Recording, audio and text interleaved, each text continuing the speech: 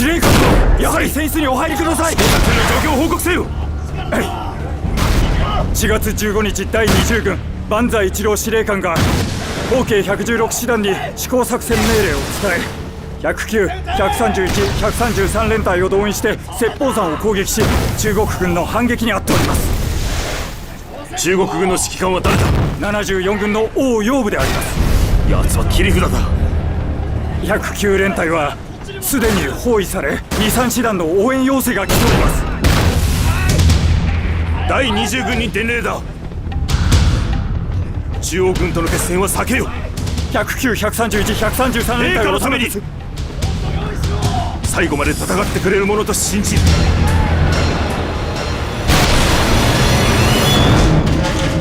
湘西会战又称为雪峰会战，因为其主要战场都是在雪峰山脉附近发生的。日本方面又称芷江会战，因为日军本次作战的目标就是芷江城，历时近2个月，战线长达200余公里。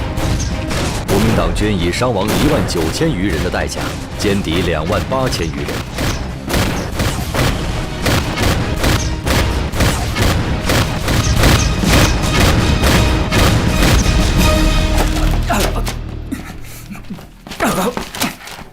申し訳ありません。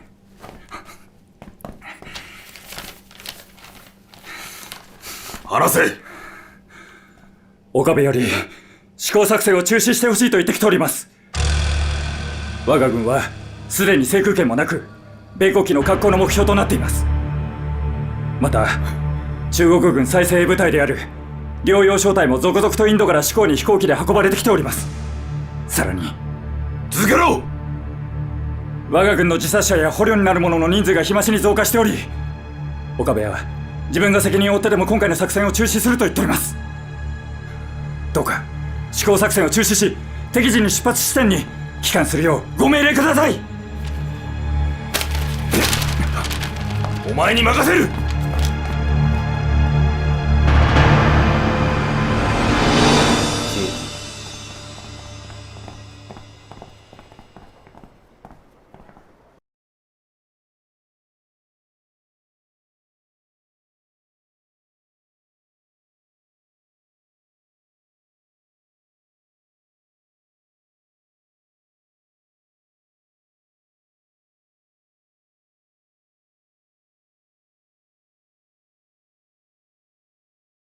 灵光百忙之中抽时间来到上海，袁先生带来什么口信？请讲。蒋委员长传话，中美关系亲密，但未来中日合作至关重要。米国と離れず、どうやって我が大日本帝国と協力できるというのか。日德意轴心国已经崩溃。日本战败已成定局，但委员长欣赏将军的军事才能，很想为将军留一条后路。バカバカしい。実にバカバカしい。中国有句话，识时务者为俊杰，还请冈村将军三思。何のことを言われているかさっぱりわからん。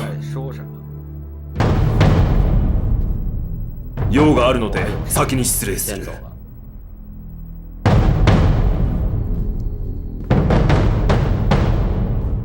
岡村将軍、袁先生に小委員長宛てのお言付けはおありでしょうか。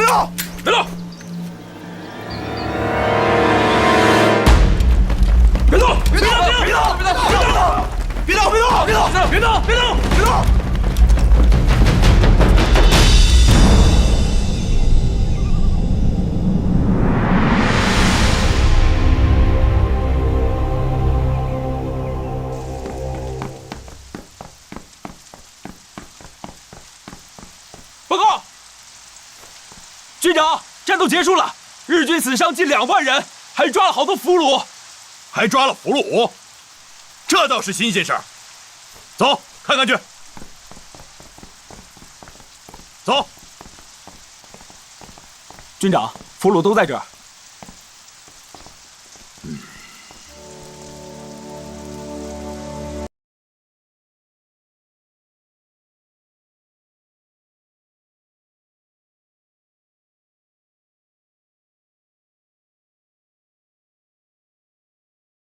饭了，看起来年龄不大吧，都是些孩子，让他们吃个饱饭，然后到河里洗个澡。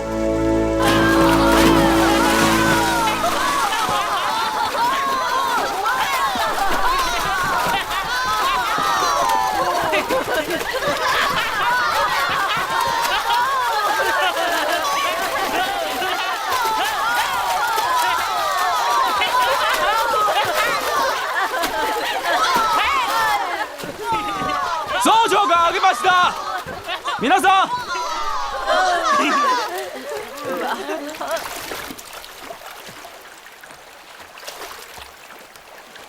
小日本快完蛋喽！让一些毛都没长全的孩子来打仗，气数尽喽！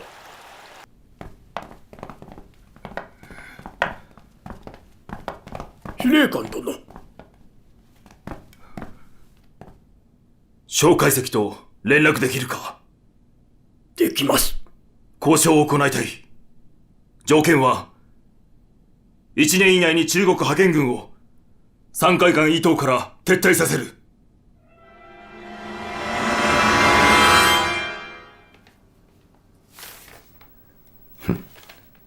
可笑，他刚成宁次，也没有底气了。我马上让吴寿司回复日方。去吧。校长，周恩来那边我已经跟他讲了，我不能接受中共方面提出的什么联合政府的建议。我已经命令上官云相让第3战区抽10个师，分3路向中共苏浙军区发起攻击。现在我们已经等出手来了。5月7日凌晨2时41分，应盟国要求，德国代表在法国兰斯签字投降。仅1天过后，5月8日24时，应斯大林要求，在柏林近郊卡尔斯霍尔特又举行了第2次德国无条件投降仪式。仪式由苏军朱可夫元帅主持，德军派出了凯特尔元帅为首的代表，美英法3国同时派代表出席。自此，5月8日。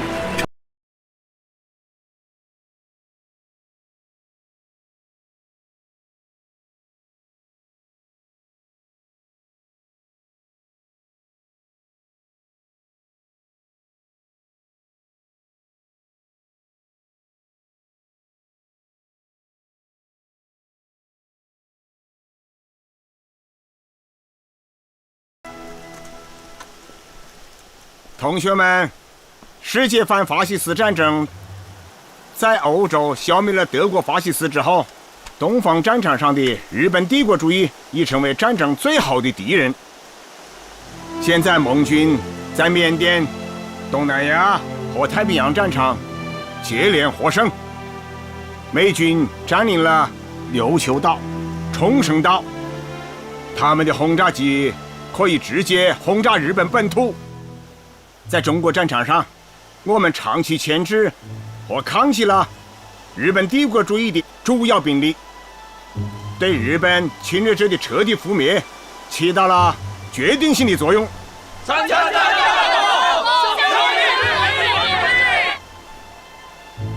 目前，在中国战场上的日军依然拥兵170多万，要取得最后的胜利啊，还需要付出巨大的努力。正面战场的国民党军队已在湘西开始反攻了，而敌后战场的八路军也要展开夏季攻势。对盘踞在华北的日军实施最猛烈的打击。同学们，赶紧上前线吧，不然可就赶不上打仗了！上前线！上前线！好，同学们坐下。随着反法西斯战争的逐步胜利未来的世界格局将会发生新的变化，中国也将迎来新的时代。主席，我们已从抗大毕业了，即将奔赴各解放区和抗日前线了。临行之前，大家想请您给我们留几句话。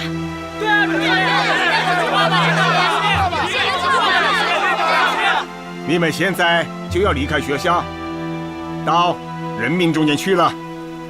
我希望你们能像柳树一样，插下去就可以活，长起来。但柳树也有缺点，容易顺风倒，所以还要学松树，挺而有劲，有原则性。柳树可亲，松树可靠。你们应该兼而有之，既可亲又可靠。中国共产党捍卫民族独立最坚定，维护民族利益最坚决，反抗外来侵略最勇敢。同学们，希望你们把这个传统永远地保持下去。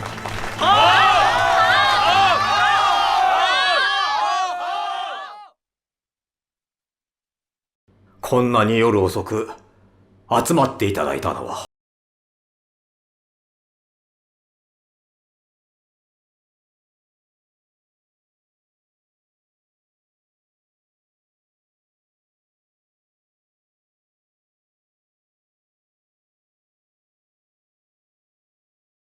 皆さん、何か良い対策はありませんか？私も藤村義郎から転送されてきた米国戦略情報局責任者ダレスの警告を受け取りました。速やかに和平を模索せねば。この機会を失ってはなりません。日本の闘争心を探り、それによって士気低下を狙った米国人の陰謀です。なぜまだあれほど巨大な軍隊を持つドイツが最後まで戦えないのか。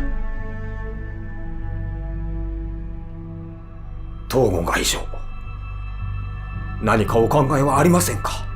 与内閣下が和平に関する情報を受け取られたのなら、閣下にこの提案に対して徹底的に検討を行っていただきたい。和平という言葉は使わないでいただきたい。軍隊の士気を大きく損ないます。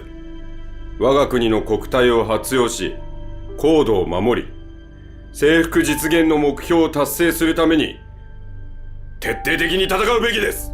負担が極限まで達している国民がそれを望まないならどうするおつもりですか？たとえ日本国民が戦いたくなくても、我々は最後の一兵卒まで戦い抜きます。もし陛下をお助けする職務を全うできないなら、我々は腹を切って謝ります。 So, Mr. President, we're going to send 80 divisions, that's 1 million men, to spearhead Operation Olympic. Target is Kyushu, Japan.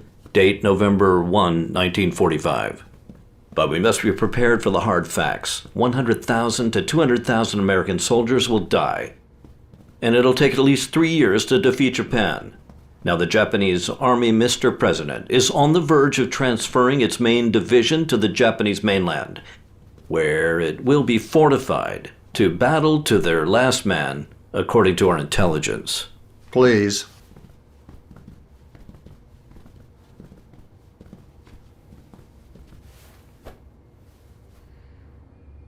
The plan to deploy the land forces into the south of Japan is well thought out. But I would like to remind everybody here that President Roosevelt had already agreed with Stalin to attack Japan after the war in Europe is over. It's the 18th of June now. We're counting on Zhukov to attack Berlin May 2nd. The Soviets will have declared war on Manchuria on August 2nd. Люди хотят, чтобы война была справедливой. Но справедливой войны не бывает. Наша армия, пройдя Европу, получила боевое крещение и показала всему миру, что дух русского солдата и наше советское вооружение непобедимо. Товарищ Василевский, расскажите нам о расположении сил. Есть, товарищ Сталин.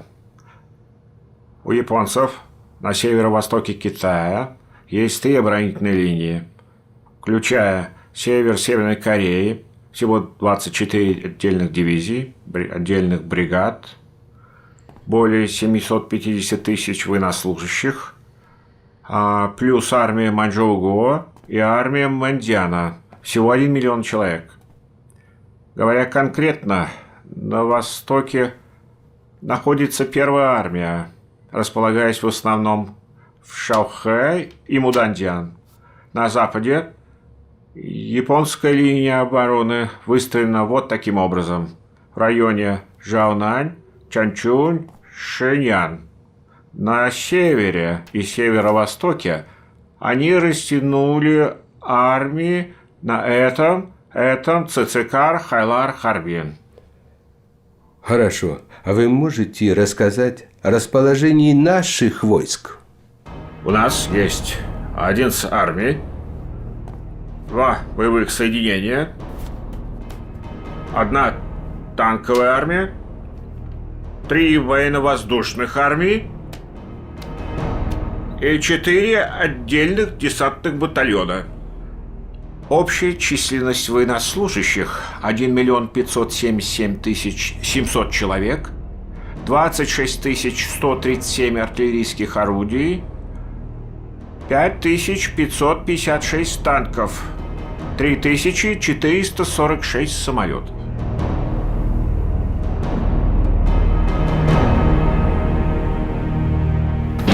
中国境内，与苏军对峙的日本关东军，辖24个师团，又8个旅团，及1个航空兵集团军，约70万人，另有伪满、伪蒙军约71万。日军沿中苏、中蒙边境构筑了17个筑垒地域，主力囤积于中国东北腹地，随时准备机动作战。关东大战一触即发。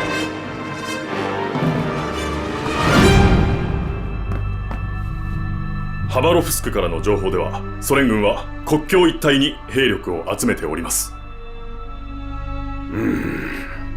とにかく我々の作戦の方針は本土決戦を有利に進めるという方針により、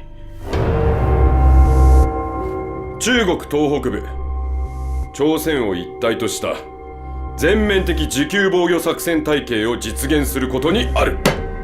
はい。Когда мы были заняты в войне с Германией, Америка торопила нас проявить содействие в войне с Японией.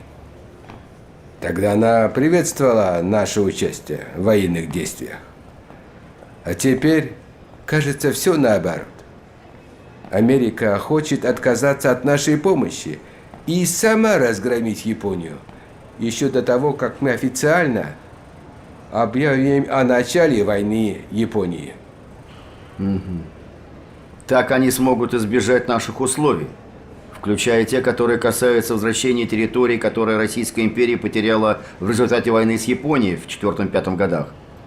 Возвращение Советскому Союзу. Я думаю, что это не только удар по вашему самолюбию, Жуков. Это удар по самоуважению Василевского. И прежде всего, удар по самоуважению всей нации. Я предлагаю начать боевые действия через 2 дня сразу после Потсдамской конференции. So my understanding is that the invasion should go ahead at the end of July or the beginning of August. But the date has not been scheduled, as yet, for the landing. But I understand the president wants the Japanese to surrender the next morning. Well, there's only one solution. Our baby in New Mexico will be born a month early. You're speaking of the atomic bomb. That depends on God. But if the president is in agreement, we can set the landing date for the end of July, which is after the Potsdam Conference, and then we get started. Well, gentlemen, it's settled.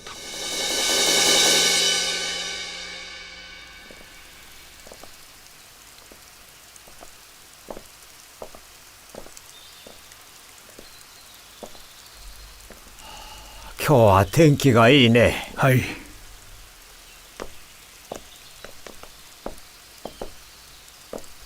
ポツダム会議の前にソ連と単独講和をいたそう。あなたは内閣代表として早く準備してソ連に行ってくれ。かしこまりました。東郷外相と相談いたします。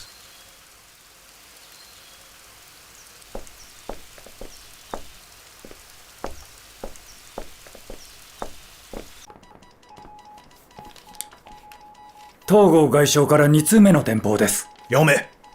近衛公爵が天皇直筆の書簡を持ち、降伏詳細を交渉するためモスクワに出発した。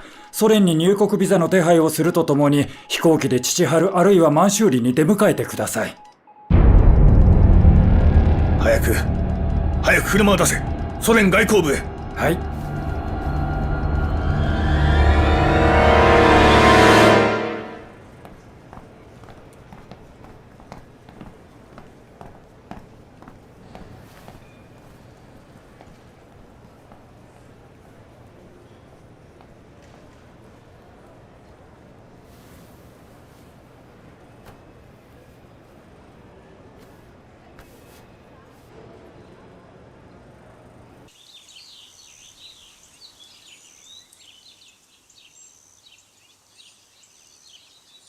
After we've issued the joint announcement in Potsdam, how difficult will it be for Japan to surrender unconditionally? Quite difficult. Why do you think that is? The Emperor. Well, Glue, I've watched you draft the Potsdam Declaration. We should be careful, because when the conflict of the Axis and Allies disappears and peace returns, we don't want to see the rise of another faction, such as communism. Along with the Soviet Union, communism is spreading through Eastern Europe and Asia. Well, we don't want this to happen. We must have complete victory over Japan and then consider the aftermath. Mr. Burns, please have a seat. Thank you, sir. I hear you have some news for me. Even though I'm on vacation, let's hear it. Well, Mr. President, first, our Navy has intercepted messages from Japan, the Russian Foreign Ministry, saying that Japan is preparing unilaterally and unconditionally declare peace. Well, Stalin has more than 1 million men ready to engage Japan. He'll take the war to them. What else? Well, sir, in a Gallup poll, a third of the Americans think Hirohito should hang. 1/3 say he should be judged. And 7% say he's just rubbish to be discarded. Now, sir, if the Potsdam Declaration, should Japan not unconditionally surrender, we believe that it will encourage Mr. Stalin to enter the war sooner rather than later, because no one knows when the excuse of the atomic weapon will take place. 日本天皇和所有的战犯都必须要受到历史的审判，这是我的意见，也是政府的意见。是啊，怕就怕美国政府坚持他们自己的主张。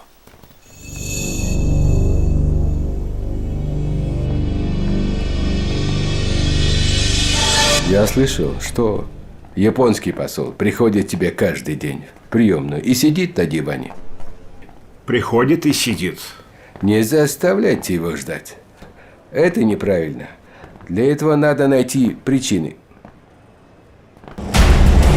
美军派出334架 B-29轰炸机，从关岛出发，再次实施对东京的持续轰炸，共投下了超过2000吨燃烧弹，产生的高温火焰吞噬了东京每一条街道。日本的黑夜被染映成一片血红。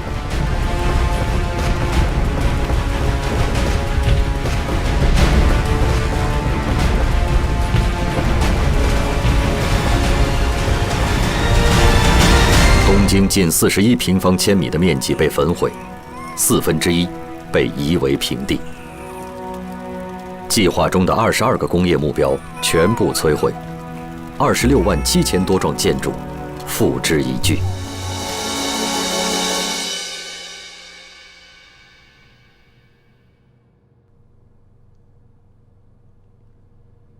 This is our present plan at the moment. We have already destroyed more than 50 square miles in Japan. Tokyo by June.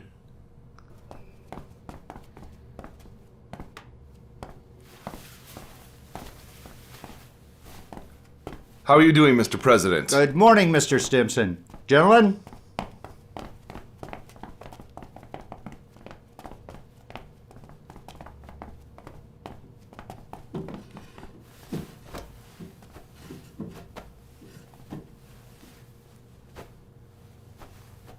Mr. Stimson, I hear you have some surprising news for me. Let's get started. It is truly a new kind of weapon, where just one bomb can destroy a whole city, like Tokyo. Dr. Oppenheimer, good work. Congratulations to you and your team for the successful development of this weapon. Hopefully, our luck will change. Next, I want opinions on which cities we should attack. After much research, this is our plan of attack. Not Tokyo. There are 4 other possible targets.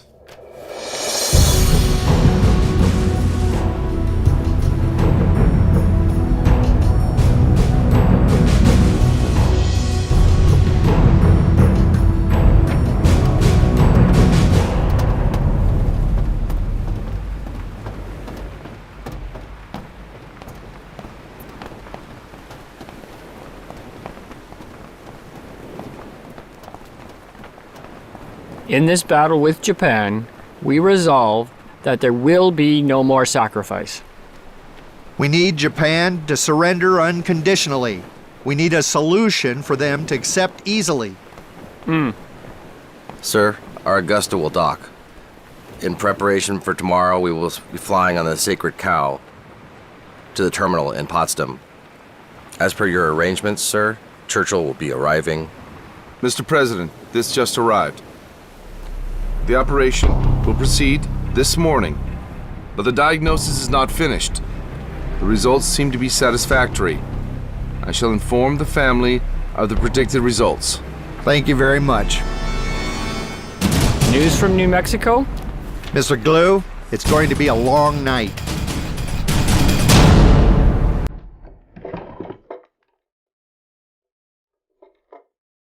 We have 2 minutes to prepare. If any of you guys take off the glasses, this is the last time you see the light. Tie up your glasses, wear it, and lay down.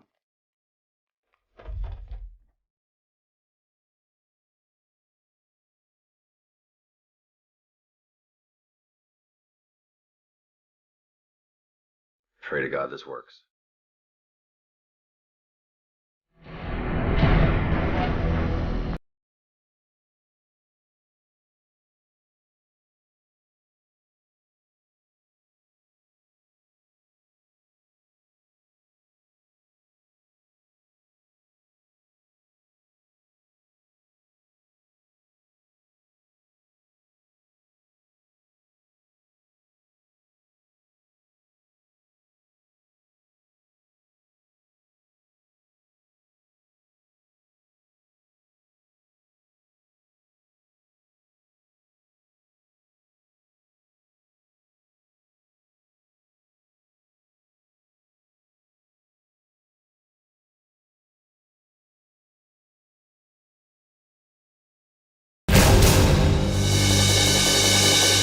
Although the Soviets have guaranteed us that Stalin will attend the meeting tomorrow, we have received secret information that he may have had a mild heart attack. Once the Soviet Union is given a sweetener, negotiations should go smoothly. Stalin will hang on until we sign that day. Mr. President, I'm sorry to interrupt your conversation, but I think you'll find this news very interesting.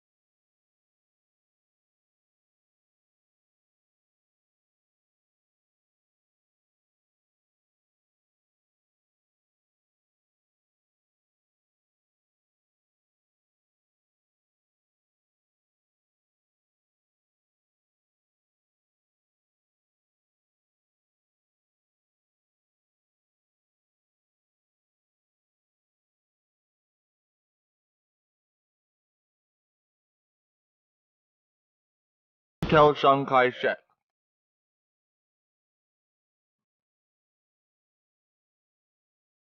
1945年7月17日，苏美英三国首脑聚会柏林近郊波茨坦。Today is a day worthy of a toast. For today we entertain Harry S. Truman from the United States, Marshal Stalin from the Soviet Union. It was said that the Potsdam would decide the war. But I tell you this glass full of peace. Let us drink to peace. Этот глаз полон мира. Давайте выпьем за мир во всем мире. This glass of wine we are drinking from Mr. Churchill came to us a long way by cruiser and by plane. Морем и воздухом. Дорога Китая была намного длиннее, целых 14 лет.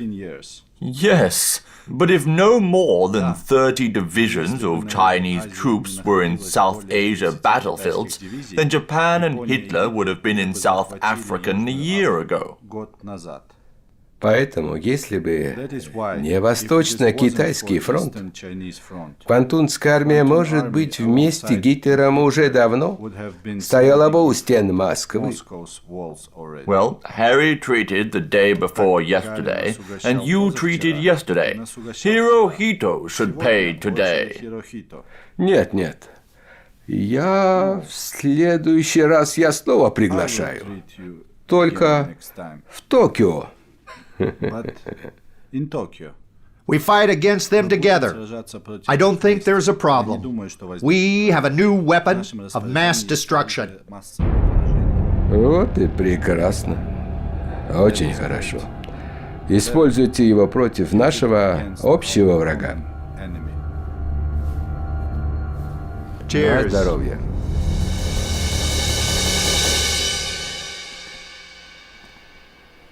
Трумэн хотел сказать, что у него есть атомная бомба. Я специально сделал вид, что меня это не интересует. Но теперь меня это интересует. Передай Василевскому, чтобы начал наступление на Квантунскую армию в начале августа. So, I will give orders to the Strategic Air Corps Commander General Karl Spatz. Weather permitting, the 509th Compositive Group will deliver the first special bomb any day after August 3rd. Yes, sir. Well done. 中国未派代表出席波茨坦会议，会间签订的要求日本无条件投降的最后通牒公告，电请蒋介石签字后，于1945年7月26日，以中美英三国名义共同发表。自从听到波茨坦公告消息的那一刻起啊，延安的锣鼓声就没有停过，大家真是高兴得很啊！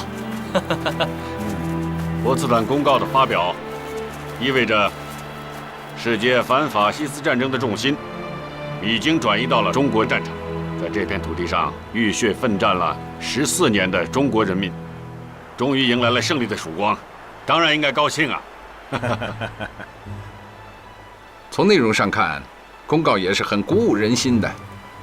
它不仅强调了对日作战的决心，而且明确了日本投降的条件，这对迅速结束战争有着非常重要的意义。公告中明确要追惩日本战犯，这很好，这是缔造亚洲战后和平的重要基础啊！我们必须把那些违背人性、发动战争的罪犯，永远地钉在历史的耻辱柱上。根据公告规定，日本战后的主权将被限制在本州、九州、四国及北海道4个岛屿周围。日本所窃取的中国领土，包括满洲、台湾、澎湖群岛等，都必须归还给中国。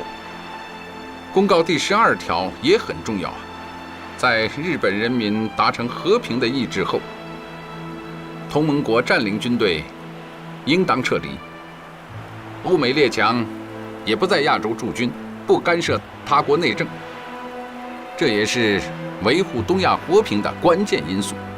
现在的情况是，公告的声音已经发出去了，但日本那边还没有回答。事情今后的可能会是怎么样呢？我看无非有3种可能。一种是日本拒不投降，困守幽斗，那么我们只有继续打下去，直到彻底把他们打败。另一种呢是日本接受了条件，并且真心悔悟了，那么就得到50年甚至100年的休养生息啊。还有一种就是他现在投降了，以后又反悔，搞阳奉阴违那一套，那我们呢也没有办法了，就只能够再站起来去跟他们战斗，一直再跟他们较量下去。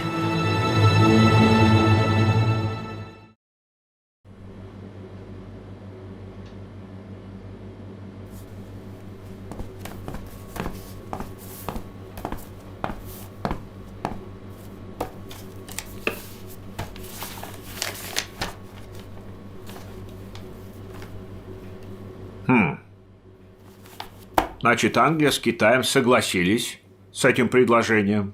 А почему мы в самую последнюю очередь об этом узнаем? Так, набирай мне Бёрнса. 2554. Товарищ Молотов вызывает господина Бёрнса.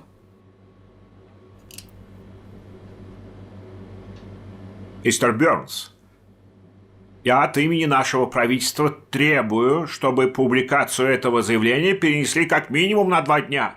It's too late. It's already been published. Что? Что? Я думаю, что Советский Союз имеет право потребовать это на международном уровне. I think so too, but it's not appropriate to negotiate this declaration when your government hasn't declared war against Japan.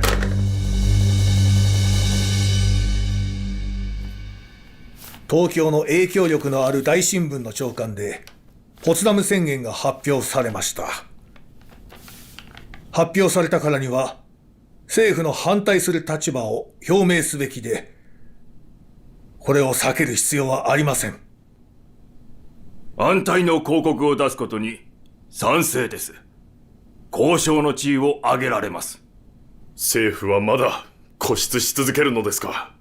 今我々がすべきことはソ連政府に要望し、和平回復のために尽力することです。何とかしてその前に横たわっている米英中のこの宣言という障害を取り除くべきです。この宣言には重ねて日本に警告する。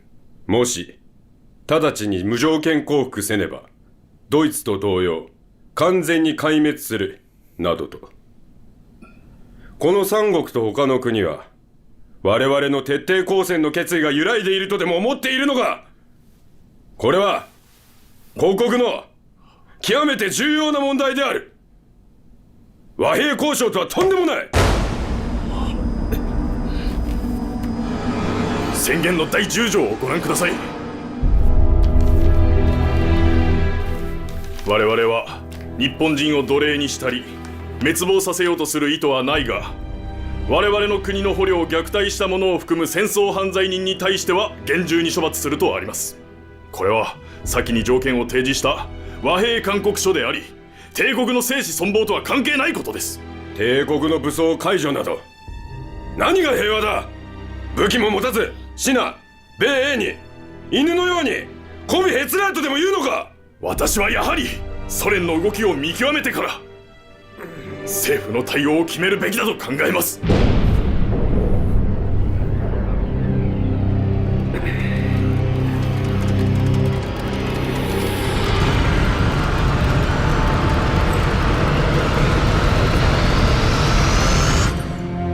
外相の意見も道理がなくはない。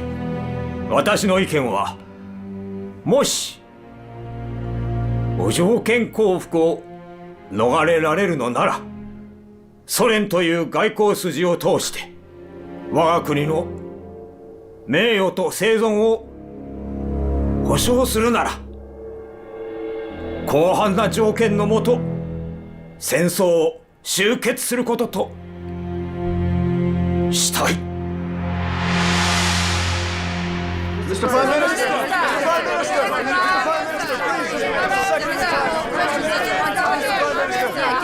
Did you hear about the Potsdam Proclamation? What will be the Japanese government's opinion? Il governo giapponese è pronto a prendere Что хочет предпринять японское правительство? 日本政府はどうするつもりですか？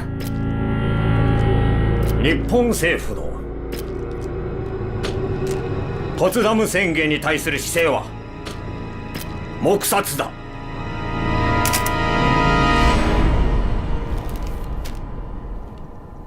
Mr. President, Tsugi-san is clever, but only by half. Says here that he is operating by stealth, subterfuge, and deceit.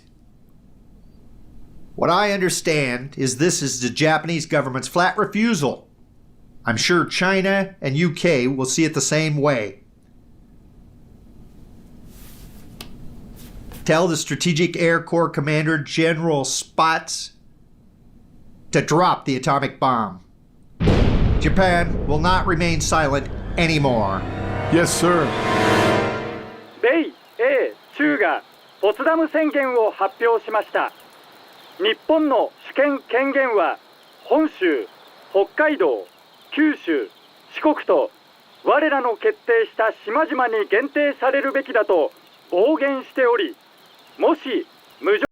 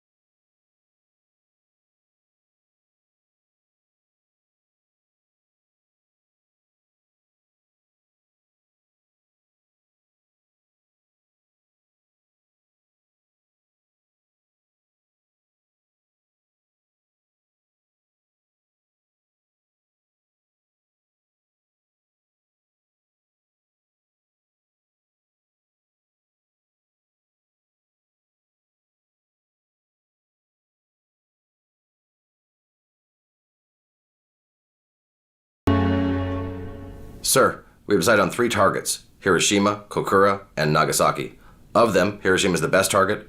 Our forces indicated that there are a lot of stronghold arsenals and military factories out there.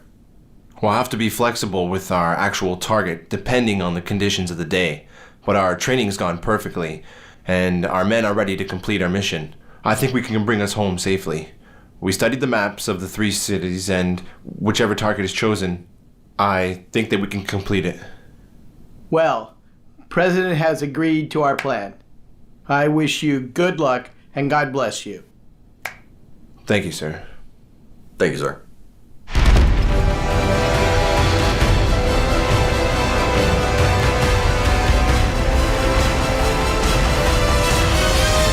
Let's get ready, boys. All right, Tower. We're ready for takeoff. Here we go.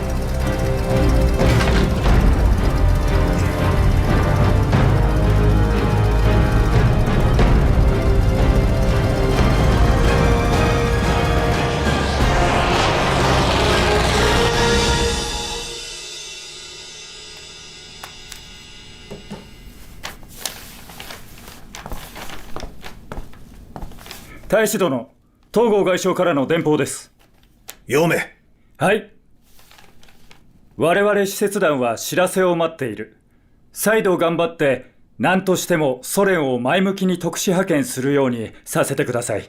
今最も重要な時期で、1日の差で1000年の後悔となり得る。どうか再度モロトフと会見願いたい。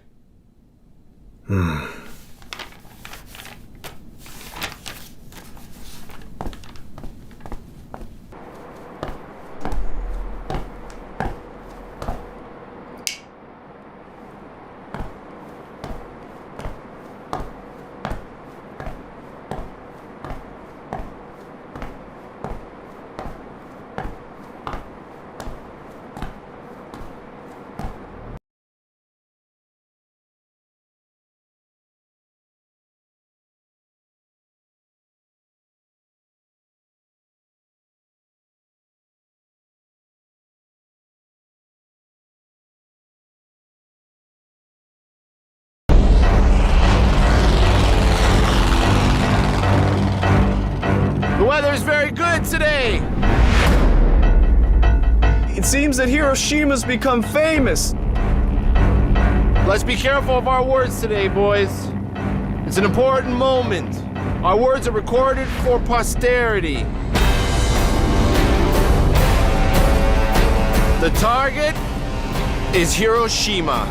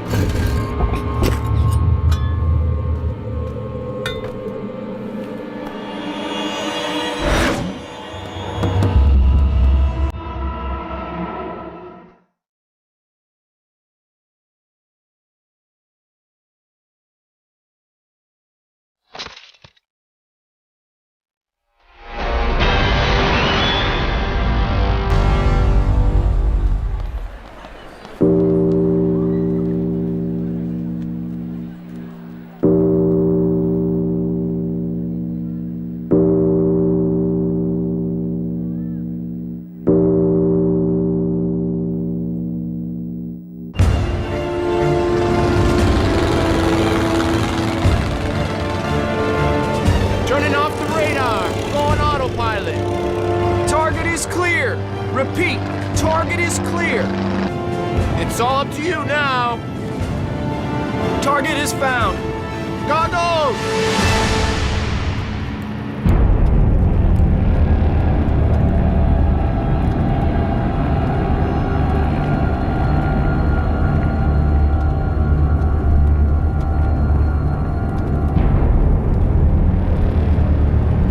Why not say something memorable?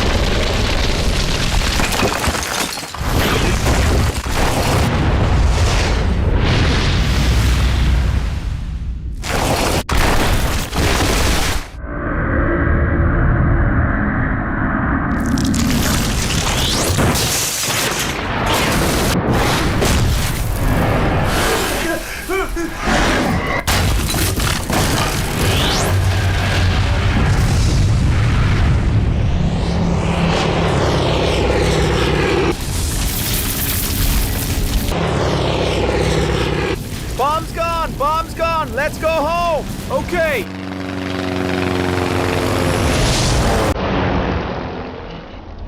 广岛原子弹爆炸，这是人类历史上第一次核武器空袭行动。原子弹爆炸造成10几万人死亡，广岛市遭到灭绝性摧毁。原子弹爆炸的强烈光波使成千上万人从此双目失明。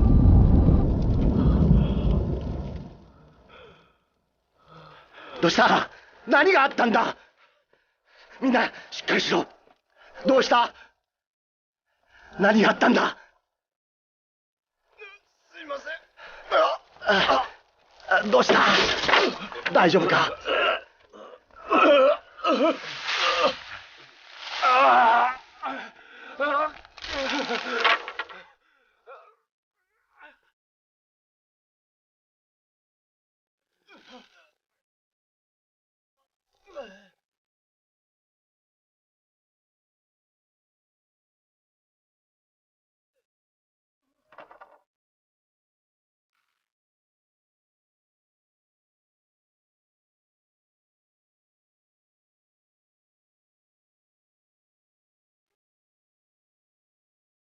どうした？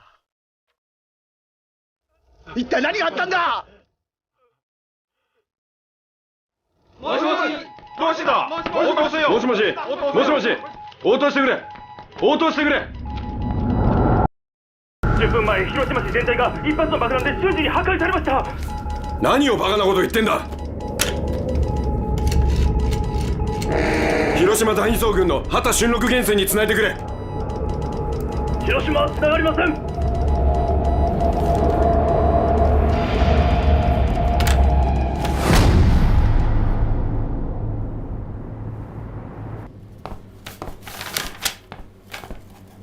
General Marshall.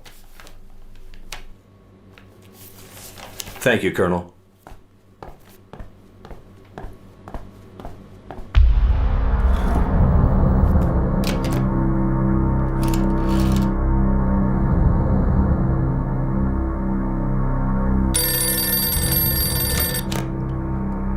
Hello? General Marshall? Stimson. The atomic bomb has detonated. Then let's make an announcement to the press about the declaration the President has approved. 5 minutes ago.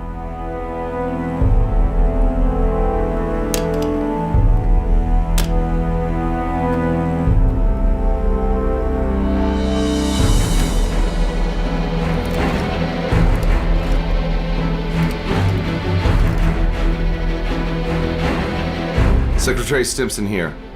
Yes, Bill, I want you to write up an announcement about the declaration the President has approved. That's right. This afternoon. Thank you.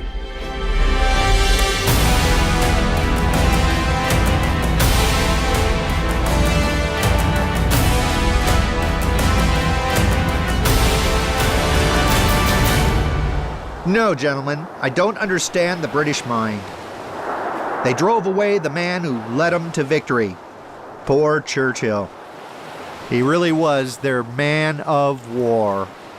I'm sure there's someone has the same intention in Washington as well. Sir, I'm sorry to disturb you during lunch, but I think you should look at this report.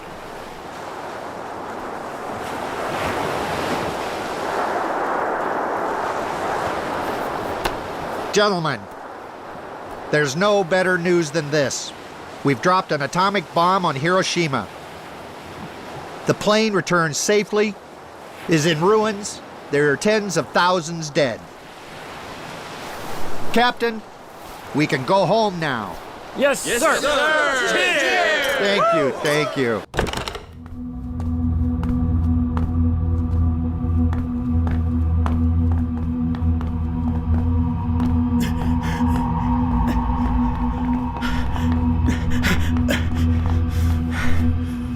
$12万人が死にました。広島はわずか数棟の建物を残すのみで完全な焼け野原となってしまいました。また捕虜になった米軍操縦士マックス・マクデラを問い詰めましたところ、次の目標は東京ということです。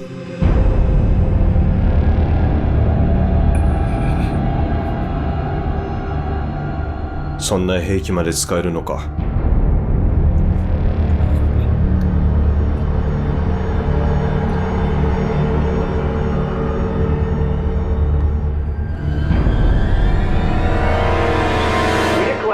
That at 8:15, August 6, 1945, we dropped the atomic bomb on Hiroshima, Japan. As of now, Hiroshima has been destroyed. We are currently preparing the second and third targets unless the Japanese surrender unconditionally. Hello, Bohr. How are you? Yes, I've heard the broadcast. Unbelievable.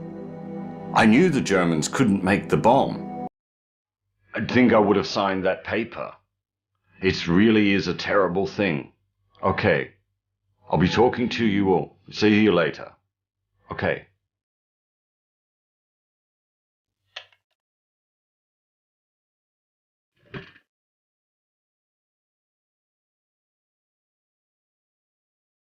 Oh God. Feels so guilty.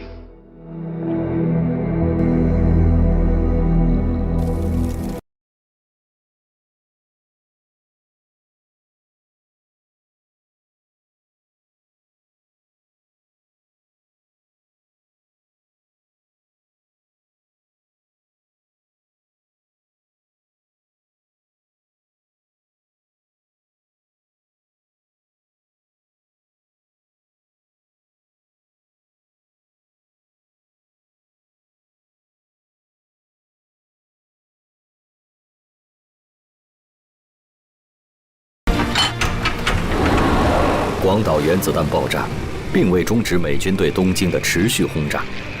据统计，自1945年1月至8月，美军对日本本土的空袭，共出动各种型号飞机33041架次，投弹16万吨，先后有98个日本城市遭受空袭。空袭中死亡33万人，伤47.6万人，失踪2.4万人。800万人无家可归。日本法西斯给中国、东南亚各国人民带来的战争灾难，同时也是强加给日本人民的一杯苦酒，亦是一杯不得不吞下的毒酒。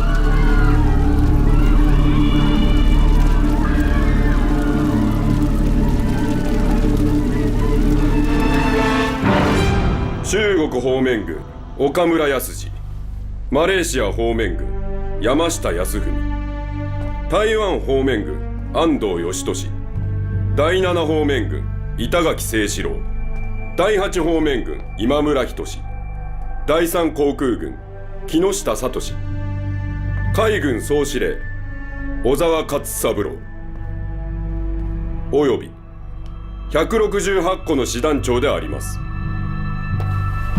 そういう名前を列挙されてどういう意味があるというのですか。大いに意味がある。降伏には断固反対しております。最後まで、最後の一兵卒まで草をはみ泥を飲み込み、完全と戦い抜く覚悟であります。宣言は受け入れず。宣言は受け入れず。まずはここまでといたしましょう。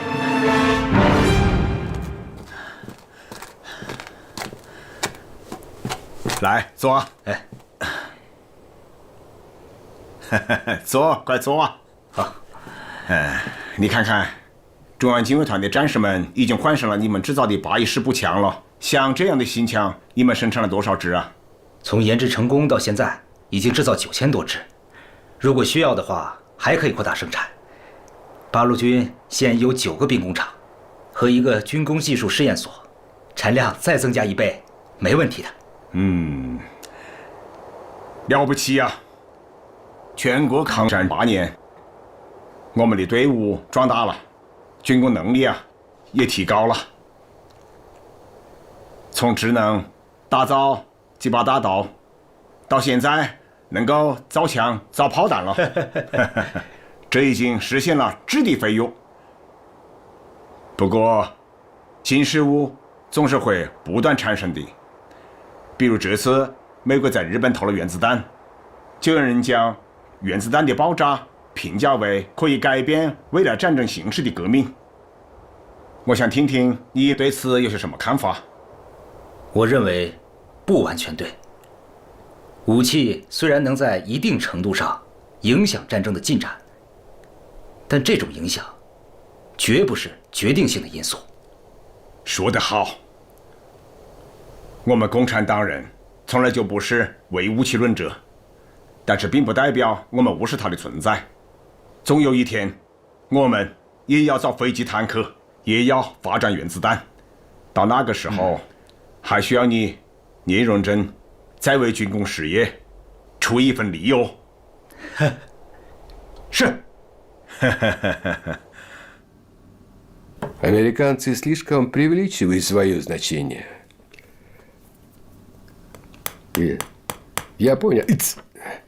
Япония проиграла уже в первый день войны, как только начала войну. Я в этом согласен с Мао Цзэдуном. Американцы всегда себя расхваливают. Представляешь, есть сколько времени. В войне с Китаем они не могли не проиграть. В этом основная заслуга Китая. Это знаешь? Как пословица. Ты открыл окно, там светло. Но если ты закрыл окно, там тоже светло. Поэтому я предлагаю, давайте откроем окно. Ну вот, Василевский, подготовьте приказ о нападении на Японию. Есть, товарищ Сталин.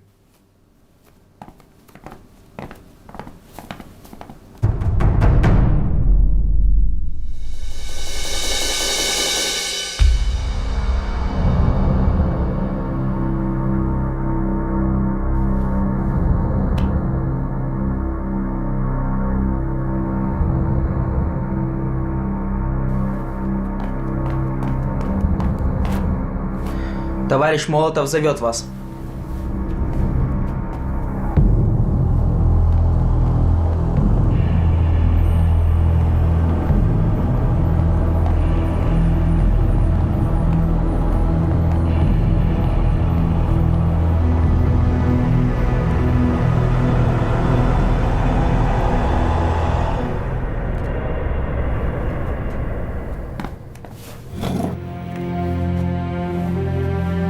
У меня есть нота советского правительства для вашего правительства.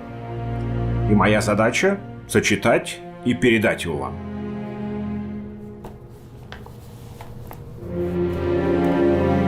США, Великобритания и Китай, Великобритании, предложили вашему правительству немедленно капитулировать. Но это было отклонено. Подождите. Читайте, пожалуйста, помедленнее.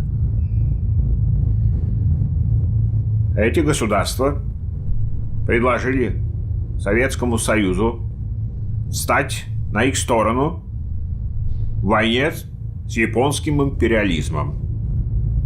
Несмотря на это, что мы долгое время не вступали в эту войну, сегодня Советский Союз заявляет, что мы начинаем боевые действия на Дальнем Востоке с целью сохранения мира, уменьшения количества жертв и полного окончания войны.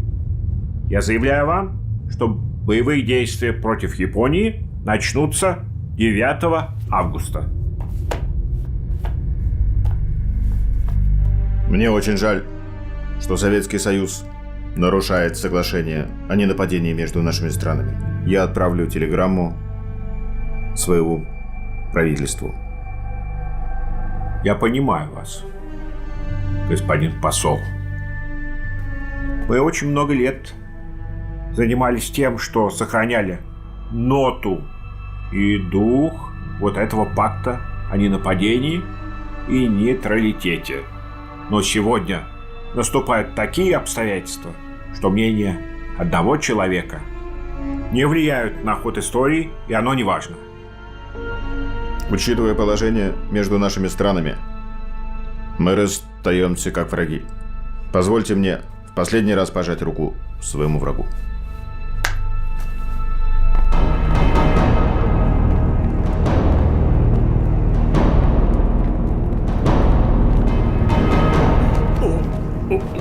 Никому не двигаться. Войдите внутрь. Так, никому не двигаться. Стоять на своих местах. Все на выход. На выход, я сказал.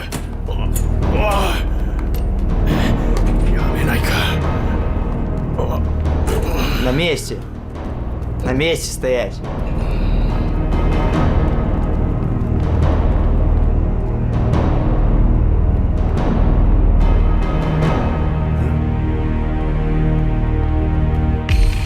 Бакамоно! 私は外交部の許可を持っております。郵便局に一通の電報を送りに行きます。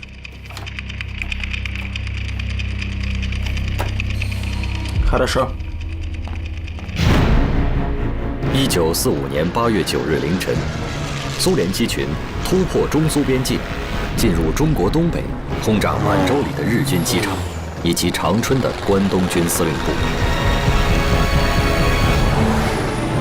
为配合苏联红军参战，中共中央命令第120师骑兵部队、第129师骑兵部队北上，进入中苏边境地区待命。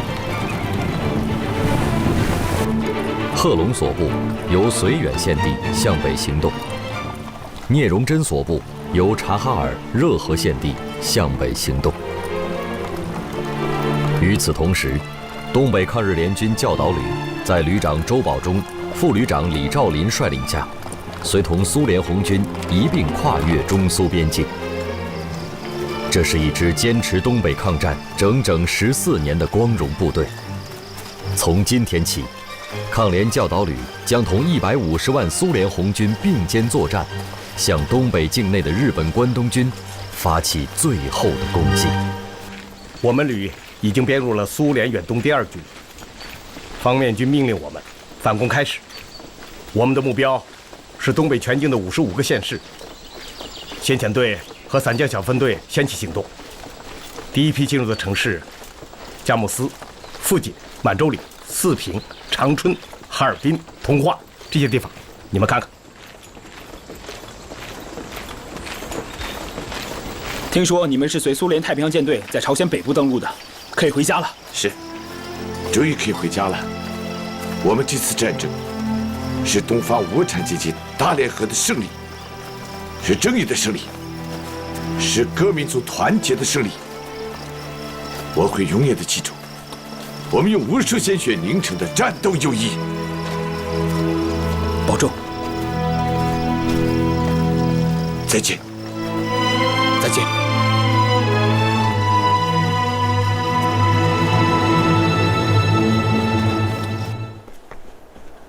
从今日凌晨0时起，苏联已正式对日开战。据通报，苏军这次出动了11个合成集团军、1个坦克集团军和2个战役集群，总兵力150余万，总指挥是华西列夫斯基元帅。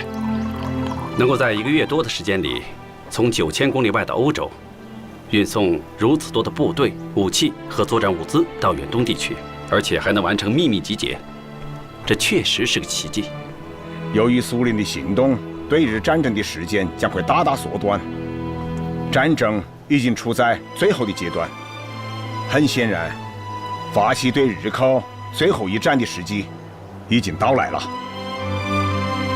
苏联红军从3个方向进攻，第一路越过大兴安岭，目标齐齐哈尔、长春、沈阳、大连等地。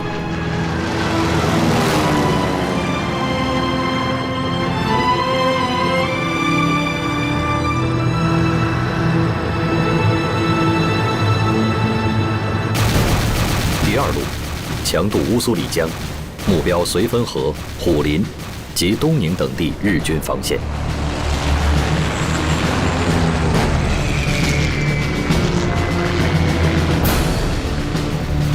第3路兵分2路，东路由伯利突破黑龙江、乌苏里江防线，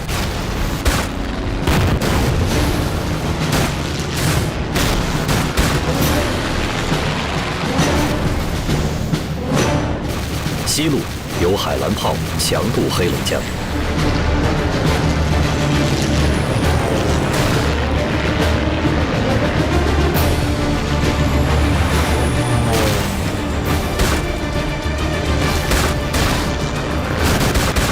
苏联红军过境的同时，八路军总司令朱德连发7道命令，命令晋察冀、晋绥和山东军区等部各1部兵力向察哈尔、热河、辽宁等地进发，配合苏联红军作战。命令各解放区向本区一切敌占交通要道和城镇展开进攻，迫使日伪军无条件投降。聂荣臻率晋察冀军区部队约11万人，罗荣桓率山东军区部队23万人，贺龙、吕正操率晋绥军区部队3万4千人，刘伯承、邓小平率第129师约19万人，陈毅、饶漱石率新四军近31万人，曾生、冯白驹、林枪云率东江纵队、琼崖纵队、珠江纵队2万余人，在华北、华中和华南3大敌后战场，对日伪军展开了气势恢宏的全面反攻。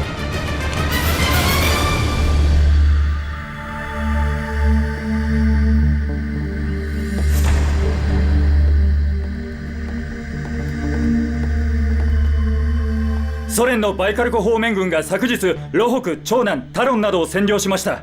極東第一方面軍はボタン港へ猛攻撃をかけております。大本営に打電せよ。ポツダム宣言を受けてはいけない。関東軍は一兵卒の解散もならない。苏联红军已经越过了中苏边境，向盘踞在东北的日本关东军发起了进攻。同志在东北的所有抗日力量积极主动地配合苏军作战。We've been bombing Tokyo continuously for 2 days since we dropped the atomic bomb, and still they haven't reacted. I think we should drop the second bomb and force them to surrender. Otherwise, we will suffer untold casualties in the landing operation. I think we have to consider using the atomic bomb again to show Japan our power and strength. Well, gentlemen, let's try again. I believe the second bomb would be enough to destroy the Japanese psychological line of defense. Have you located the target? Kokura is covered by the smokes and clouds. I can't locate the aim there. Then we'll have to take it around again. Not working. We need to go around again. Around again? What do you think this is, a jeep ride, my good friend? We don't have the auxiliary fuel tank. So what, I do? We'll not drop it and go back. Go back? Yes, back.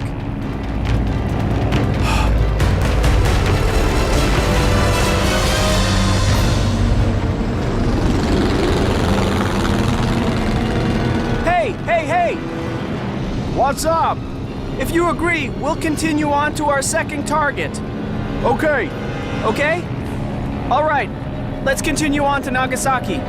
Yes, sir. All right. Continue on to Nagasaki. 这是美国对日本实施的计划中的第2次核打击。1945年8月9日11时02分，在距离长崎市中心3000米的别墅网球场大货柜投下了胖子，一枚 Mk3 型原子弹。据日方统计，长崎在原子弹爆炸中死伤6万余人。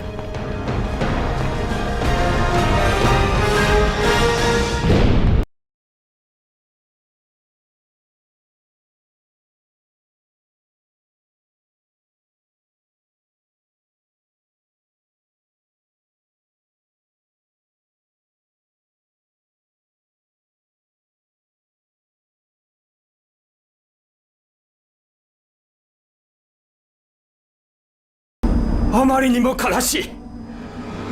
2発目の原子爆弾、長崎に投下されました。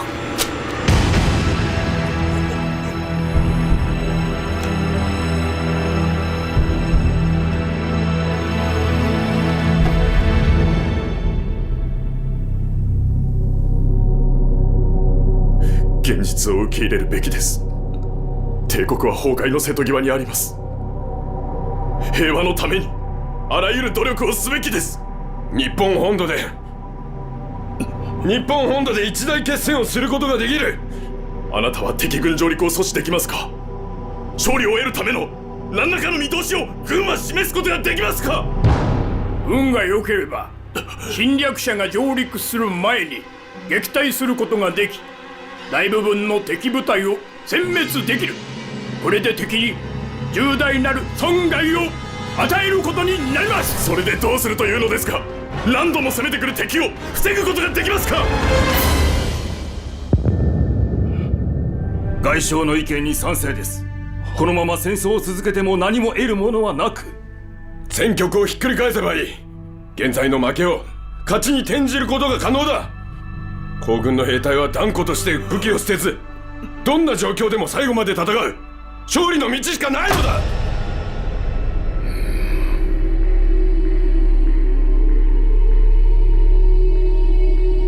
国民はもう疲弊しきっております。米の作柄は今年最低となりました。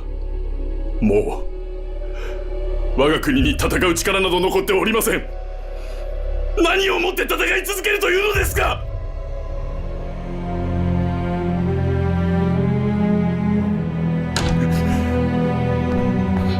陛下がご到着です。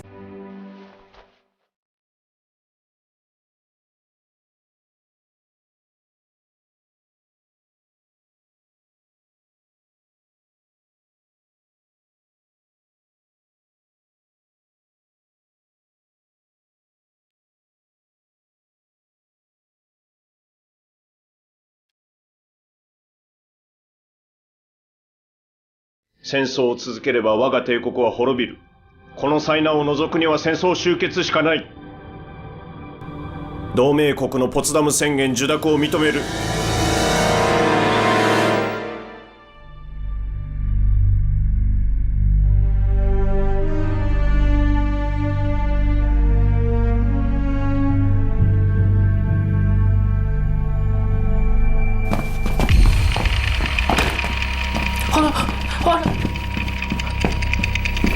ソ連が帝国に宣戦布告を行いました。しかし皇軍は万全の構えができておりますので必ず勝ちます。皇軍は南満州に退却して首都は東華に移転します。すぐに出発します。这还有这么多东西，还有这么多人，怎么也得给我3天的时间吧。陛下は3日間お待ちいただきたいと。報告、ソ連の爆撃機が来ました。早く皇帝陛下を防空壕にご案内するんだ。皇上帽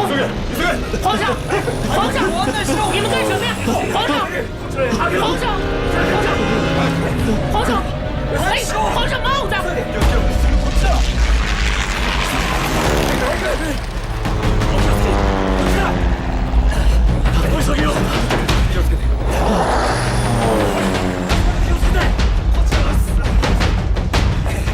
早くしろ！早く！お前何してる！急げ急げ急げ！皇上！皇上！早く！皇上！皇上！皇上！皇上！静かに！正直に申し上げます。天皇陛下はすでに降伏を宣言されました。米国政府は天皇陛下の地位と安全を保障してくれました。今逃げないとソ連軍が来て真っ先に殺すのはあなたかもしれません。没想到这么快就完了。関東軍はすでに陛下を日本に送り届けるよう東京に連絡を済ましております。米国、英国、ソ連、中国、各連合国へ。帝国政府の理解では1945年7月26日に発表されたポツダム宣言において列挙された条件には天皇による国家統治の体験を変更するとの要求は含まれていない。これにより帝国政府はこの宣言を受諾することにしたものである。本理解に間違いないことを被告政府が速やかに明確に表示することを切に要望する。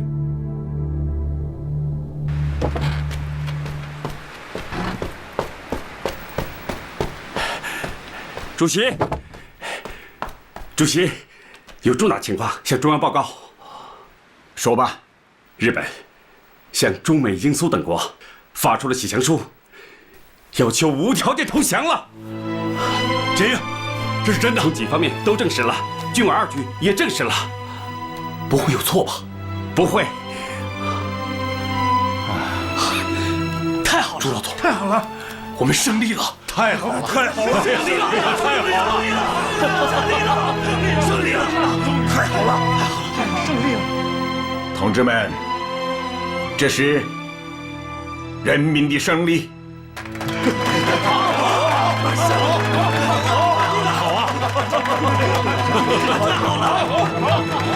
我们胜利了！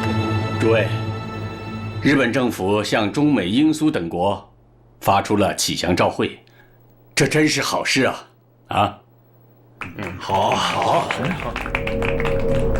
但要处理得好，才是好事。我草拟了一份电文，命令：一，我军继续加强备战，一切按既定军事计划与命令向前推进。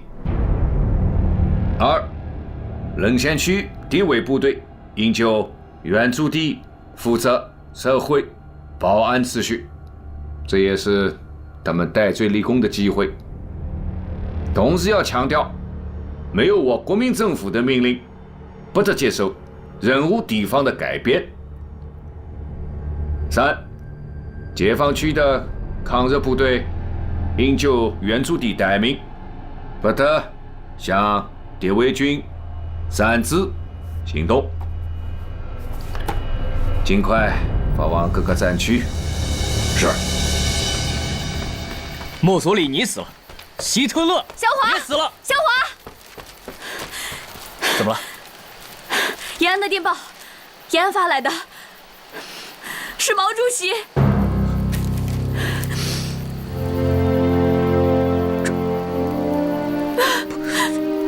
这是真的吗？是真的。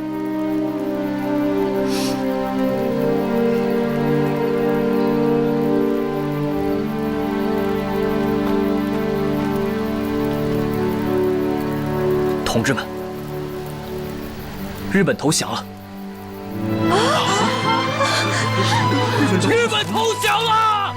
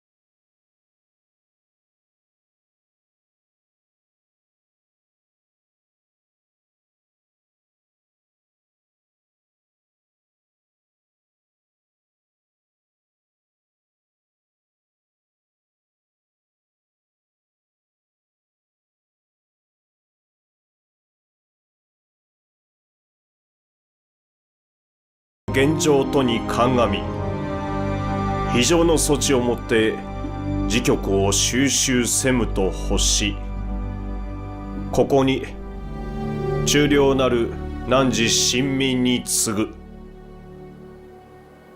陳は帝国政府をして米英四蘇四国に対し、その共同宣言を受諾する旨、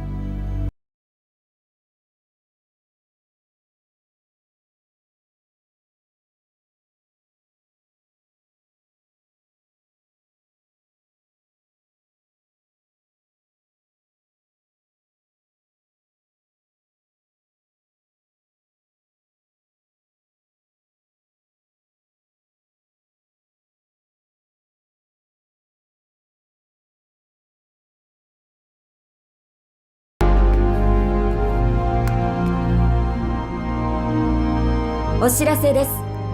国民の皆さん、海外派遣軍の皆さん、本日正午に重大発表があります。お知らせです。お知らせです。お知らせです。お知らせです。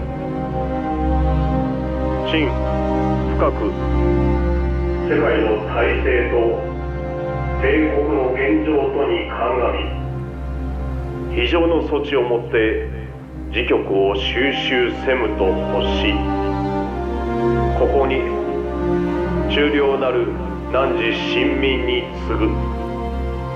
陳は帝国政府をして米英四蘇四国に対し、その共同宣言を受諾する旨通告せしめたり。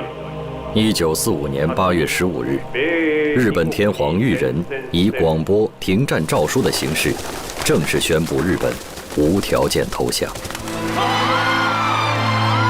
南京沸腾了，中山陵一改往日的肃穆，成为了胜利的殿堂。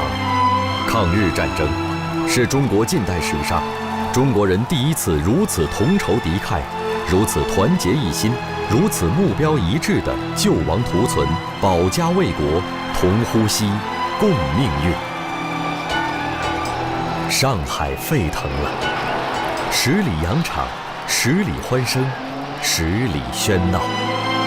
抗日战争是中国近代史上中国人对亡国、灭族、断种的民族危亡感第一次如此广泛、如此普及、如此抵近地被唤醒、被激发、被点燃。在延安，欢庆的锣鼓声中，毛主席和边区人民一起唱述胸怀。抗日战争也是中国近代史上中国人对民族自强、民族复兴第一次如此急着的期盼，如此忘我的奋争，如此的大义凛然，视死如归。不屈的中华民族终于迎来了欢庆抗战胜利的一天。在重庆，人们高举火把，街市成为欢乐的海洋。虽然在这场全民族抵御外敌的自卫战争中，国共两党曾发生过一次次摩擦，但是在民族危亡的历史时刻，在中国共产党倡导的抗日民族统一战线旗帜下，国共两党两军最终还是求同存异，会同全民族同仇敌忾，打赢了这一场伟大的反侵略战争。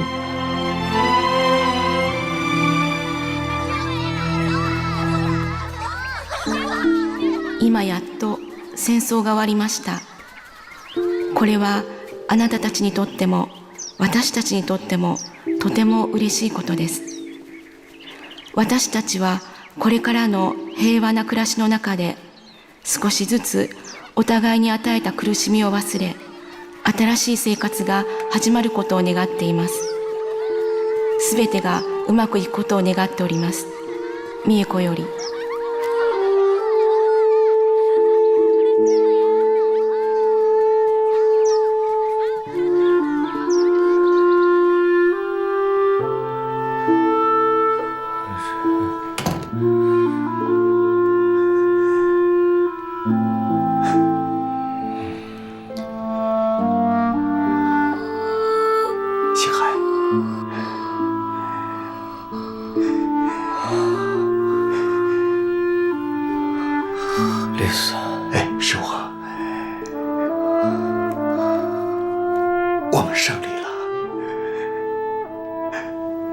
们胜利了。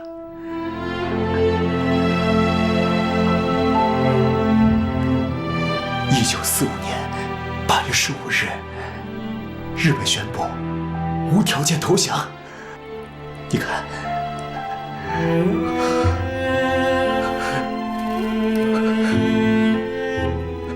因患重病在莫斯科休养的冼星海，终于等到了黄河儿女们取得抗战胜利的消息。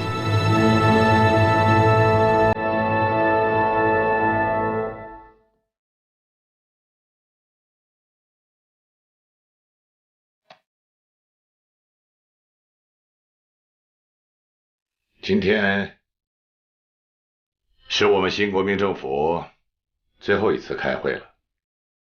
事已至此，只需发表一篇宣言，宣告我新国民政府已经完成了历史使命，从即日起解散，建筑报端就行了。其他的问题谈了也没有意义。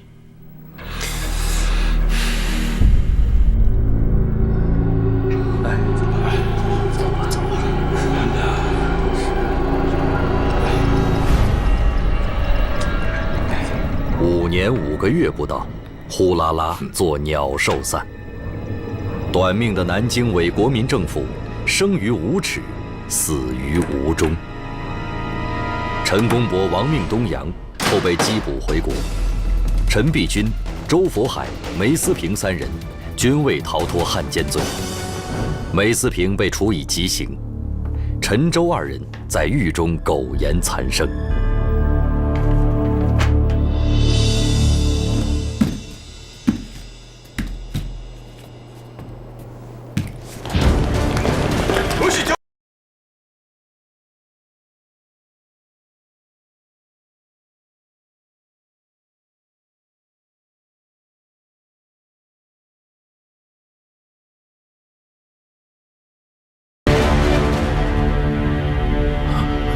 Pui. Pui.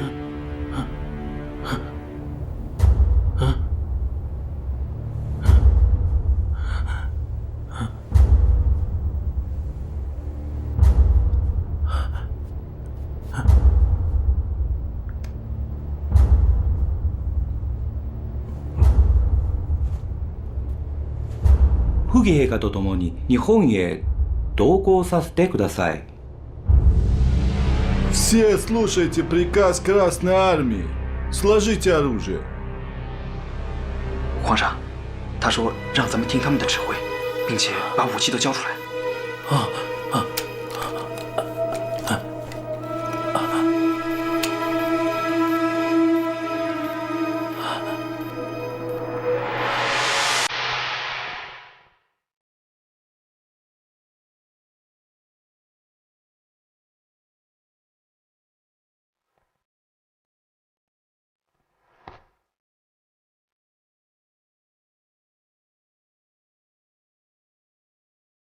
你好。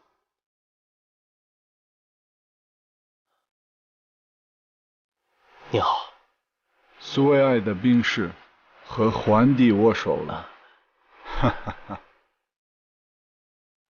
我有一个请求。您讲。我不想和日本人坐在一起。是吗？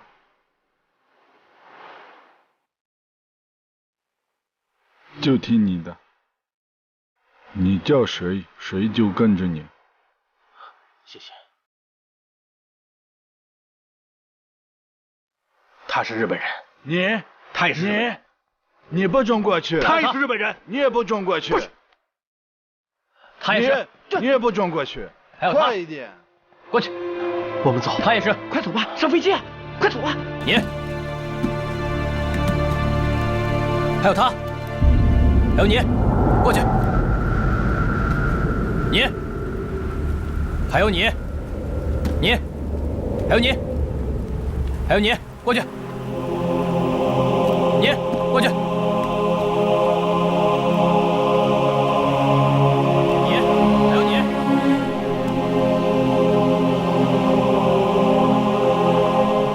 我们走吧。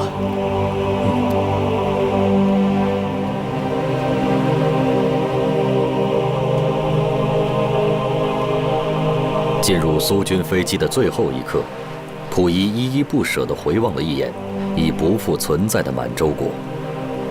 接下来，等待他的是寒冷的西伯利亚长达5年的异域囚徒生活。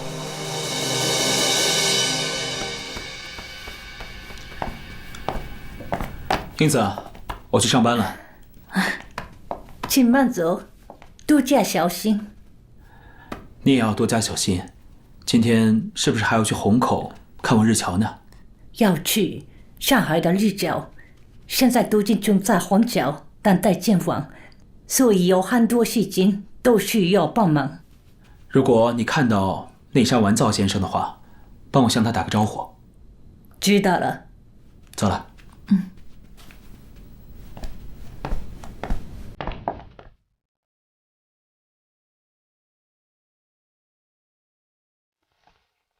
日本宣布投降后，共有日侨10429户，79755人迁入上海虹口东阳街一带。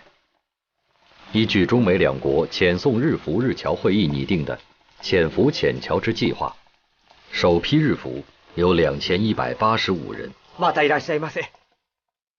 気をつけて。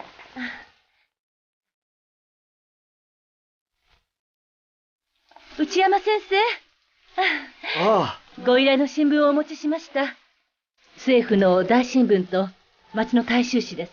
ありがとうございます。それから、うちの主人の地方衆が先生によろしくと申しておりました。ああ、なかなか美男子の若者で、しょっちゅううちの書店に本を見に来ていた。お元気ですか？戦争が終わってからは政府の仕事を辞め、今は上海合作金庫に勤めております。主人も同僚の皆さんも、内山先生は日中文化交流にたくさんの有益なことをなされた。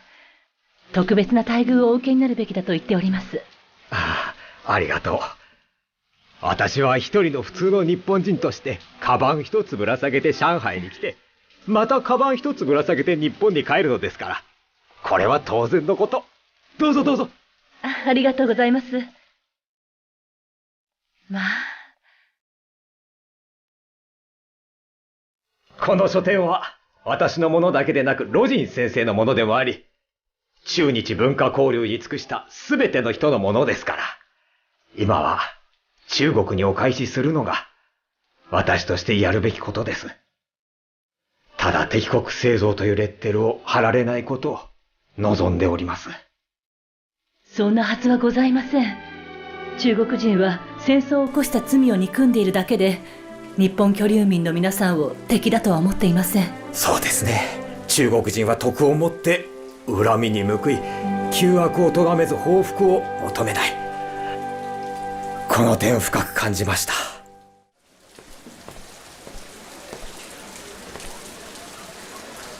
ああ、英子さん、友人をご紹介します。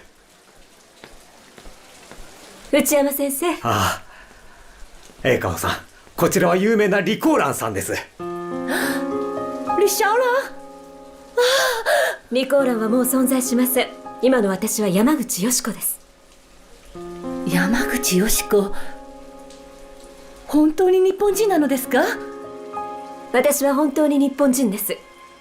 中国の裁判所は山口家の日本の戸籍謄本を確認した後、すぐに私の無罪を言い渡しました。明日船で帰国いたします。今日は内山先生にお別れを告げに来ました。それは本当によかった。以前あなたの舌が切り取られたとか銃殺されたという噂を聞きまして、心を痛めておりました。よしこさん、この方をご存知かな？彼女が重慶ラジオ局で演説をされていた白浜英子さんです。白浜英子さん、ラジオ聞かせていただきました。本当に勇気があって尊敬しておりますわ。そんな大したことではございません。一人の女として、母として、あれほどの残忍な行為を目の当たりにすれば、誰だって真実を話したくなります。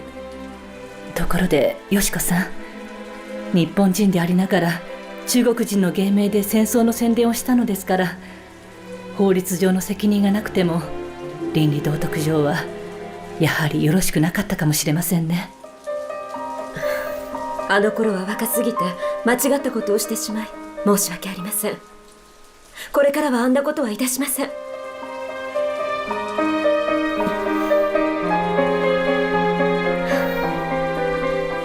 それでは私は失礼いたします。お見送りいたしますわ。ありがとう。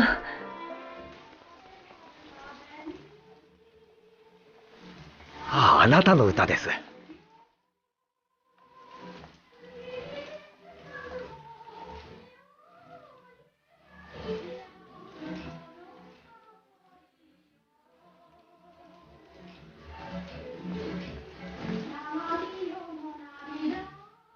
重慶で爆撃を受けていた頃は、惨状にそぐわぬ歌声だと反感を持っていましたが、こうして聞いてみると、とっても美しい歌ですわね。帰国なさってからも歌を続けてください。今度は平和で優しい歌を、戦争や暴力を煽る歌ではなく。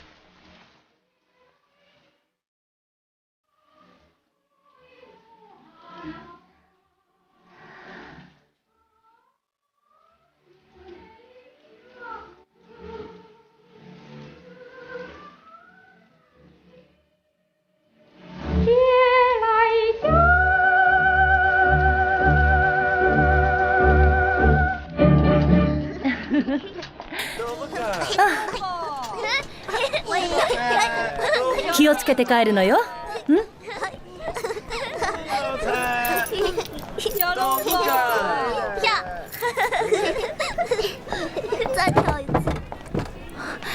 你回来了。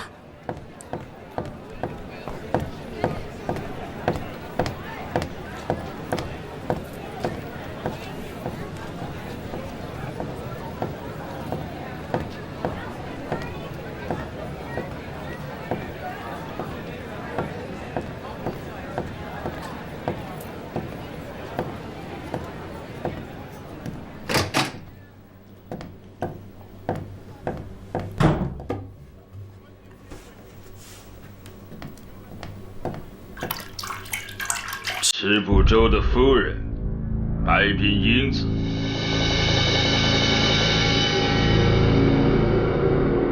我是白冰英子。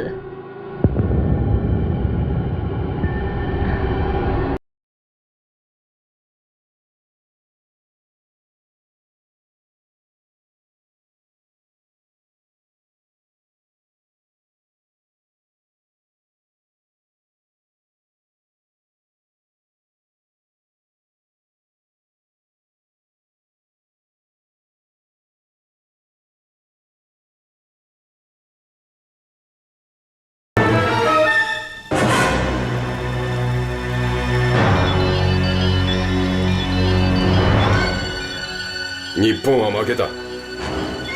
お前はここで生き残るつもりか。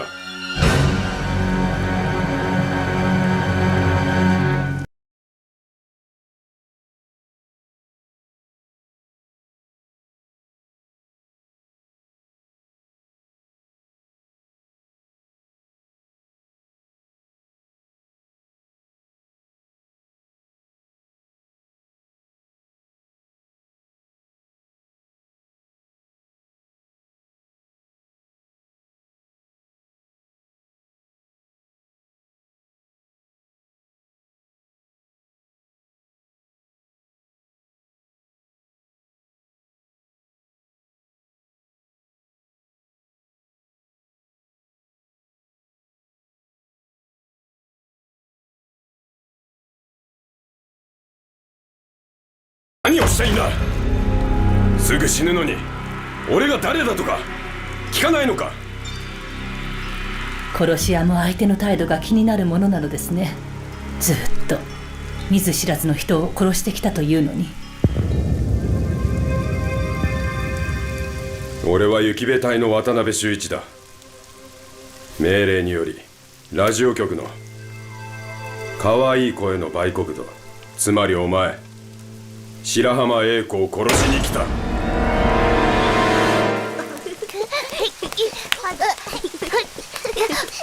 爸，你陪我一起玩吧。哲雄，都下雨了，你怎么还在这玩啊？妈妈回家了吗？啊？回家了。啊，来吧。你怎么不沿着格子跳啊？話を聞くと、お前は東京の人間だな。東京の千代田区です。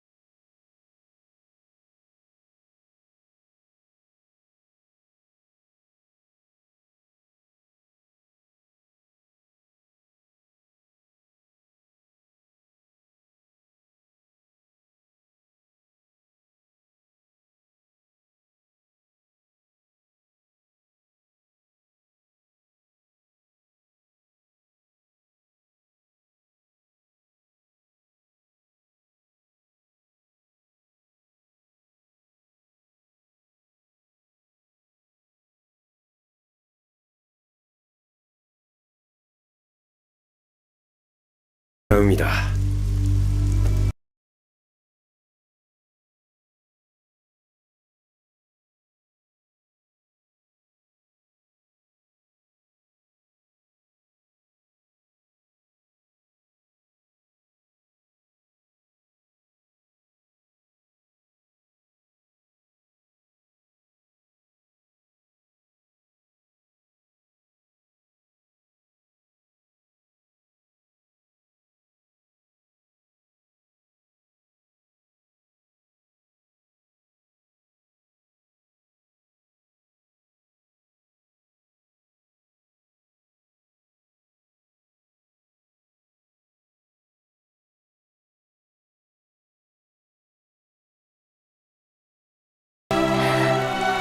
家族も私を思ってくれる。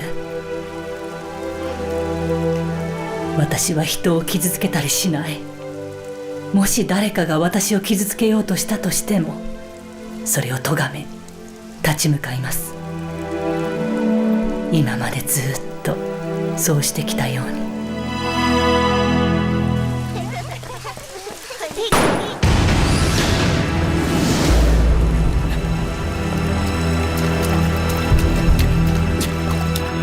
英子，英子！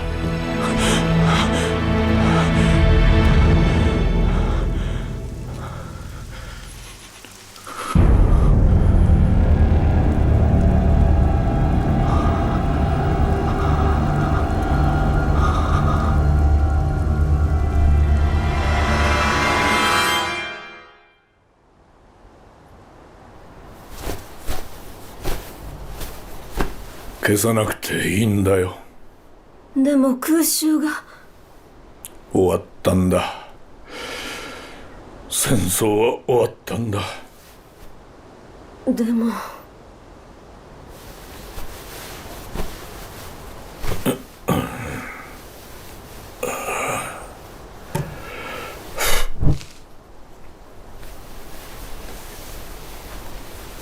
本当に終わったのかしら。寝なさい。安心して眠りなさい。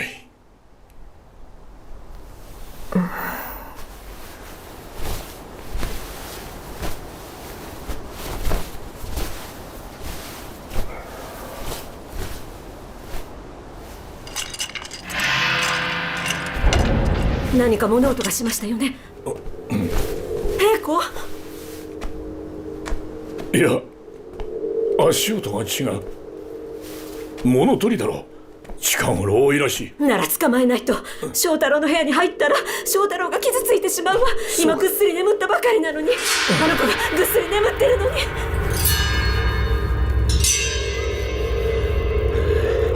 行くぞ。おい、やめて、やめてください。被害を加えたら許しませんよ。やめてください。やめて。わかるよ。僕は泥棒じゃない。許してください。泥棒じゃないんだ。許してください。お願いします。お願いします。やめてください。おとなしくしなさい。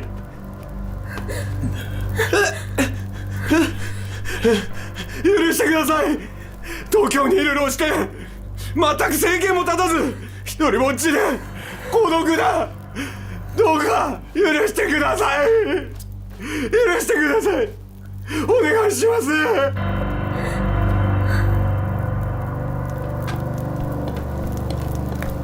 あの二人の老人の話では息子が家にいると。でも部屋には他の人がいなかった。ボケたかな。ああ、かわいそうに。娘は中国へ嫁いだ。一人息子も戦死したよ。だが彼らはこの現実を認めようとしないんだ。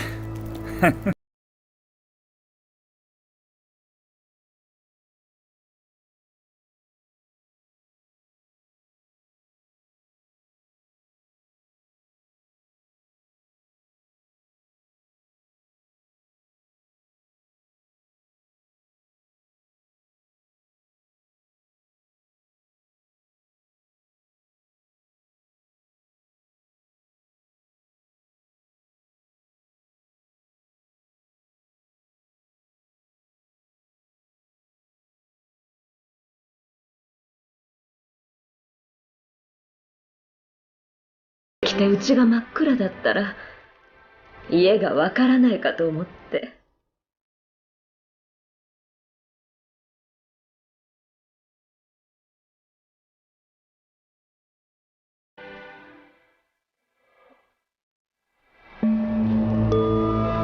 英子は必ず帰ってきます。必ず帰ってきます。英子は必ず帰ってきます。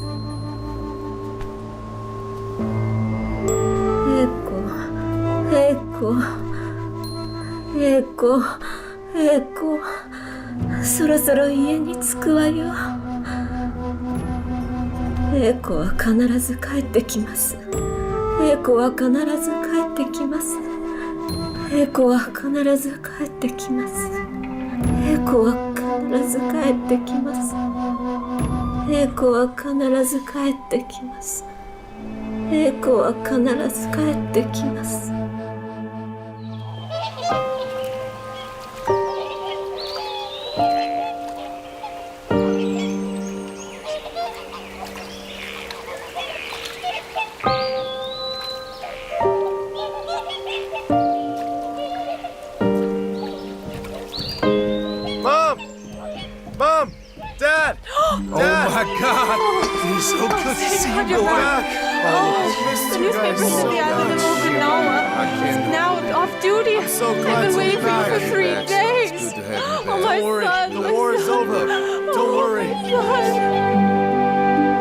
由于日本的投降，我全民族14年以来坚持的神圣抗日战争已经全面的胜利了。全世界的反法西斯战争也全面的胜利了。在全中国和全世界迎来了一个新的历史时期，一个和平建设时期。我们中国共产党认为，在新的历史时期下，我全民族要面对的重大任务是巩固国内团结，保证国内和平，改善经济，发展民主，以便在和平、民主、团结的基础上统一全中国，建立一个独立、民主、自由、富强的新中国。同时，与我们的友邦美、英、苏等盟国巩固国际间的持久和平。中国人民需要和平，世界人民需要和平。我们要坚决把握人民的胜利成果，在不放松武装自卫的条件下，迎接一切可能的新局面的到来。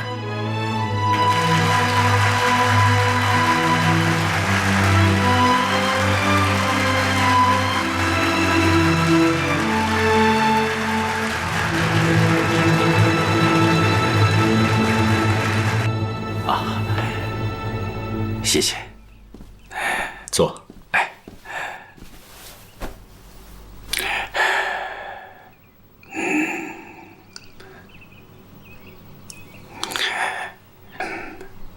副司令气色还是那么好啊，这么多年还是没什么变化呀。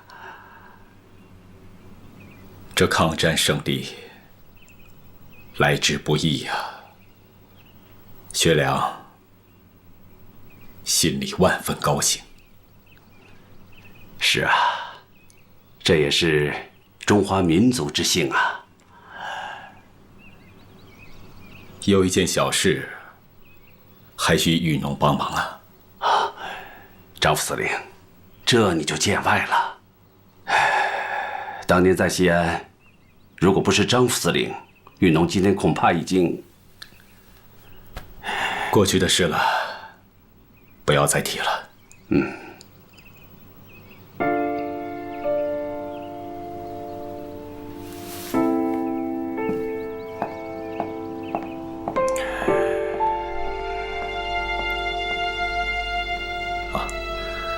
玉农啊，喝茶啊！